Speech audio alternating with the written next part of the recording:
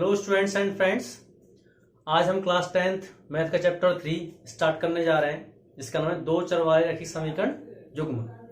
इस बार का जो 2023-24 का जो सिलेबस है उसमें कई सारी एक्सरसाइजें हटा दी गई हैं। जैसे कि 3 चैप्टर में ये जो तीसरा चैप्टर हम शुरू करने जा रहे हैं इसमें 3.1 है, 3.2 है, 3.3 है। पहले 6 एक्सरसाइज तक थी, अब 3 एक्सरसाइज खत्म कर दी हैं, जिसमें कि आपका ग्राफीय विधि है, विलोपन विधि है और प्रतिस्थापन विधि है। वज्र गुणनखंड विधि तो इसमें बिल्कुल खत्म कर दी गई है। तो पहली एक्सरसाइज में ग्राफीय विधि है और ग्राफीय विधि में जो दो हम समीकरण लेंगे उनके युग्मों में हम कंपैरिजन करेंगे कि वो दो जो रेखाएं जो बनेंगी उसको उसके जो मान निकाल के एक्स वाई के मान निकालकर, यानी दो बिंदु निकालकर उसके ग्राफ पे जब उसको हम रिप्रेजेंट करेंगे, उसको बनाएंगे, तो क्या वो दो रेखाएं एक दूसरे को काट रही हैं या एक दूसरे के समांतर जा रही हैं या एक दूसरे के ऊपर आ रही हैं, संपाती हो रही हैं, इसको हम देखेंगे। तो सबसे पहले हम चैप्टर को ही देखते हैं, चैप्टर का नाम क्या है। उससे पहले हम ये जानते हैं कि रैखिक समीकरण क्या है और दो चर वाला रैखिक समीकरण क्या है। हालांकि हम 9th में पढ़ चुके हैं, फिर से इसको हम देख लेते हैं अच्छे से। दो चर वाला रैखिक समीकरण, दो चर का क्या मतलब है, इसमें दो चर हों, जैसे 2x + 3y = 4 ले लिया मैंने, ठीक है। दूसरा ले लिया 3x + 9y = 6। इसमें क्या है, x y है, दो चर है, इसमें भी x और y है, दो चर है, ठीक है। अब इसमें हमें ये कंपैरिजन करना है, इसमें दो समीकरण है, दोनों को हमें ग्राफ में रिप्रेजेंट करना है। अगर एक समीकरण होता है तो जब हम ग्राफ बनाते हैं तो उस पर कोई दो बिंदु मिलते हैं हमें, जैसे मान लेते हैं एक बिंदु यहां मिला, एक बिंदु यहां मिला, उसको सीधे काट देंगे, बनेगी तो एक ही बिंदु, एक ही सरल रेखा बनेगी उसमें। लेकिन जब दो समीकरण बनेंगे तो दो रेखाएं आएंगी, या तो एक दूसरे को काटेंगी या फिर समानांतर जाएंगी कहीं ना कहीं, या फिर ग्राफ बनाएंगे तो क्या होगी, एक दूसरे के ऊपर संपाती आ जाएंगी, एक दूसरे के ऊपर आ जाएंगी, तो इस तरीके से बनेंगी। तो दो समीकरण हमारे पास है, इसका हम नाम दे देंगे। इसको जो जनरल फॉर्म है, इसकी मानक रूप है, वो क्या है इसका, दो चर वाले रैखिक समीकरण का ax + by + c = 0, ठीक है। तो जो पहला समीकरण है उसको हम क्या बोलेंगे, a1x b1y और c1, ठीक है। दूसरे को बोलेंगे a2x + b2y + c2 = 0। तो हम जैसे हमने इसको लिया तो उसमें क्या है, इसको क्या बोल देंगे, a1 बोल देंगे, x का जो गुणांक है इसको क्या बोल देंगे a1, y का जो गुणांक है इसको क्या बोल देंगे b1 और इसको क्या बोल देंगे c1। तो a1 इसमें से हम लेंगे तो a1 क्या हो जाएगा इसमें 2, b1 क्या हो जाएगा 3 और c1 क्या हो जाएगा 4।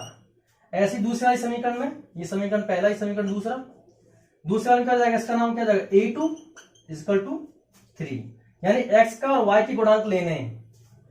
और b2 क्या हो जाएगा, ये b1 था, b2 हो जाएगा 9 और c2 क्या हो जाएगा 6। इन दोनों के मान को हमें कंपैरिजन करना है, इसमें फिर निकालना है, ठीक है। तो सबसे पहले हम क्या करते हैं, इसके एग्जांपल से शुरू करते हैं। इसमें एक चीज हमें देखनी है कि इसमें जब कोई ग्राफ काट रहा है, यानी हम उसको रिप्रेजेंट करेंगे, बनाएंगे इसको, तो ग्राफ पे बनाएंगे उसको, लेकिन बिना ग्राफ पे बनाए हुए ही हम कैसे जान जाएंगे कि ये जो समीकरण है जो बनेगा तो एक दूसरे को कौन काटेगा या नहीं काटेगा या समानांतर आएगा, हम इसको देख के ही बता सकते हैं। तो वो कैसे बनाएंगे, हम फॉर्मूला लिखता हूं, उसका बताऊं कैसे बता सकते हैं बिना ग्राफ पे रिप्रेजेंट करेगी। तो इस एक्सरसाइज में हमें इस फॉर्मूले, ये जो लिखा है यहां पर, इसी बेस्ड पूरी एक्सरसाइज होगी 3.1।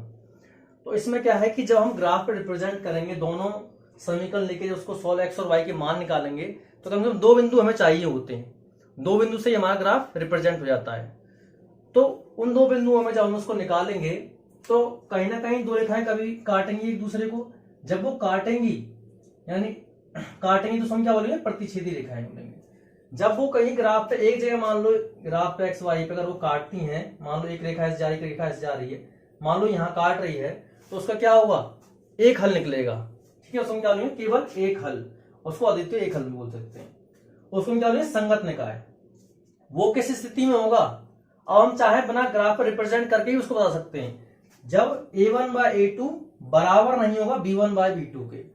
ठीक है, यानी x का गुणांक a1 x का गुणांक यानी पहले वाले समीकरण में x का गुणांक और दूसरे वाले समीकरण के x का गुणांक जब बराबर नहीं होगा पहले वाले समीकरण के y के गुणांक का और दूसरे वाले समीकरण के y के गुणांक जब बराबर नहीं होंगे आपस में, तो क्या कहलाएंगे वो कहलाएंगे प्रतिच्छेदी रेखा, और वो क्या होंगे, एक दूसरे को काटेंगे एक बिंदु पर। तो ऐसी स्थिति में क्या कहलाएगा, वो प्रतिच्छेदी रेखा कहलाएंगे। जब ग्राफ पर रिप्रेजेंट करेंगे, जब दो रेखाएं एक दूसरे के ऊपर ही आ जाएंगे तो उसको हम क्या बोलेंगे, संपाती बोलेंगे। और उसके क्या होंगे, अनेक हल निकलेंगे, क्योंकि जब हर बिंदु पर एक दूसरे के ऊपर ही आ रहे हैं तो हल भी तो अनंत होगा उसके, तो क्या होगा, उसके हल भी क्या होंगे, अनंत होंगे। उसको भी क्या बोलेंगे हम, संगत निकाय। इसमें क्या होगा, a1 बाय a2 बराबर होगा b1 बाय b2 के, और b1 बाय b2 बराबर होगा c1 बाय c2 के। ये तीनों एक दूसरे क्या होंगे, बराबर होंगे। तीसरी स्थिति हमारे पास ये आएगी, a1 बाय a2 तो b1 बाय b2 के बराबर होगा, लेकिन c1 बाय c2 के बराबर नहीं होगा। इसमें क्या रेखा कहलाएंगे, समांतर।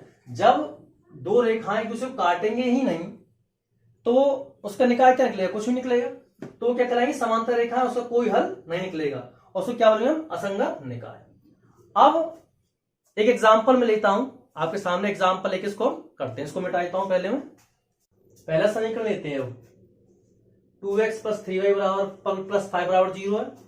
तो अब देखो 2x प्लस 3y प्लस 5 बराबर 0। आज मैं क्या करता हूं मैं कि मैं x की क्या ले लेता हूं, 2 ले लेता हूं। ठीक है, जब मैं x 2 ले लूंगा तो ये 2 दूना 4 हो जाएगा और 5 9 हो जाएगा। ठीक है, चलो मैं करके दिखाता हूं आपको। तो 2 गुणा 2 प्लस 3y और प्लस 5 बराबर 0। ठीक है, ये क्या हो गया, 4 प्लस 3y प्लस 5 बराबर 0।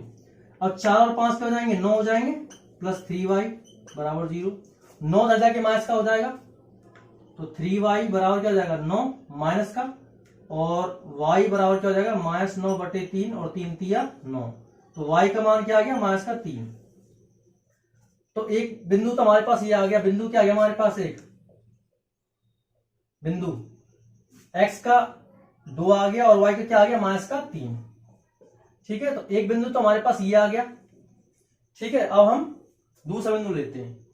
अब हम क्या कहेंगे, इसकी क्या रखते हैं हम अगर हम 3 रख दे तो 3 के 9, 9 पार 14, 14 आ जाएगा, तो 3 से तो भाग जाएगा नहीं। और यदि हम लेते हैं 3 तो 3 दूना 6, 6 और 5 11, नहीं जाएगा। 4 दूना 8 और 5 13, ये भी नहीं जाएगा। और 5 दूना 10 और 5 15, ये चला जाएगा। अब क्या करूंगा मैं, इसमें ही x की क्या लूंगा, 5 रखूंगा। ठीक है, 5 रखूंगा x की जगह, तो क्या हो जाएगा, ये देखो 2 इंटू 5 प्लस 3y प्लस 5 बराबर 0। तो 5 दूना 10 प्लस 3y प्लस 5 बराबर 0। ये 10 और 5 क्या जाएंगे, 15 हो जाएंगे। 15 प्लस 3y बराबर 0। 15 को ले जाएंगे, माइनस का हो जाएगा, तो 3y बराबर माइनस का 15, और 3 से कट जाएगा, 3 पंचे 15। y का मान क्या आ गया, माइनस का 5। तो यहां पे क्या हो गया, दूसरा बिंदु क्या आ गया हमारे पास, बिंदु क्या आ गया,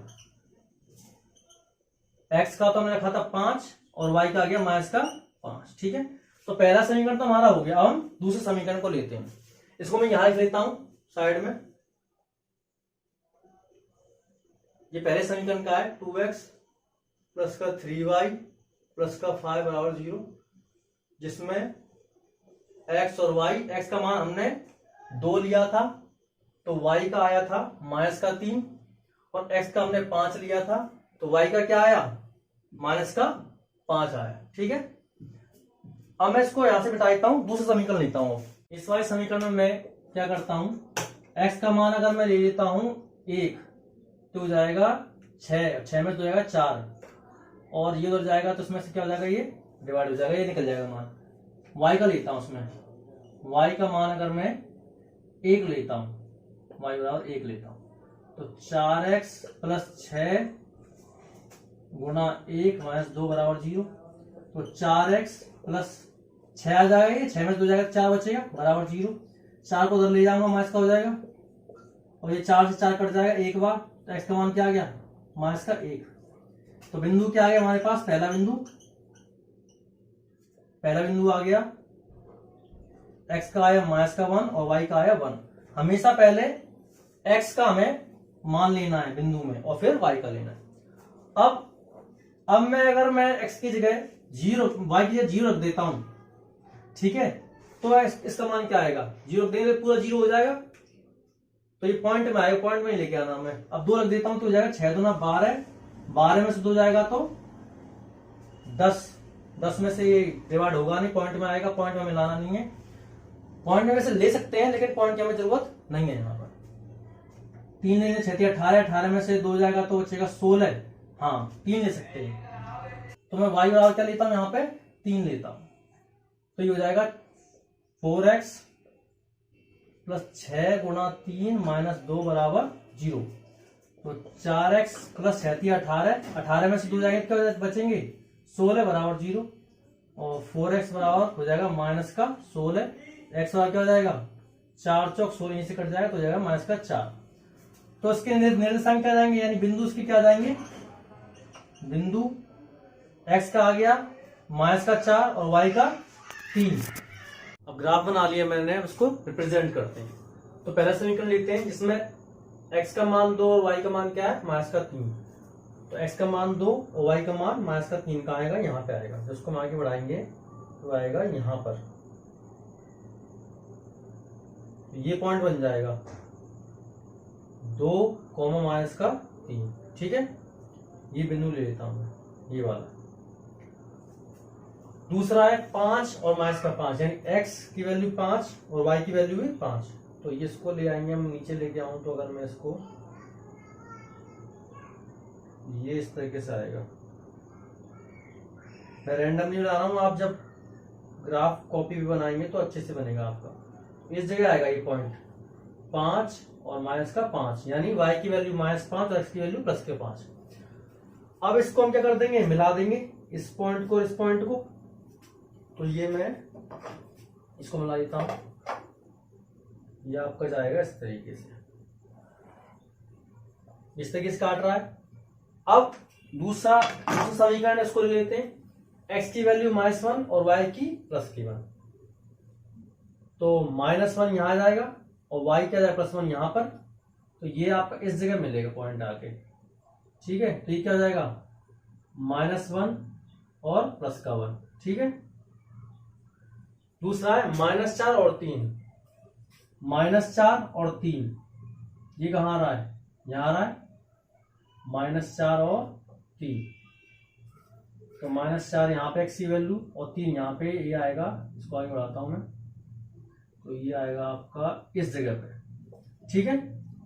तो यहां लिख देंगे हम इस पॉइंट पे -4 और 3। अब मैं इस पॉइंट से इसको मिलाऊंगा, अब देखना आप, थोड़ा सा मतलब ये ऊपर जाएगा,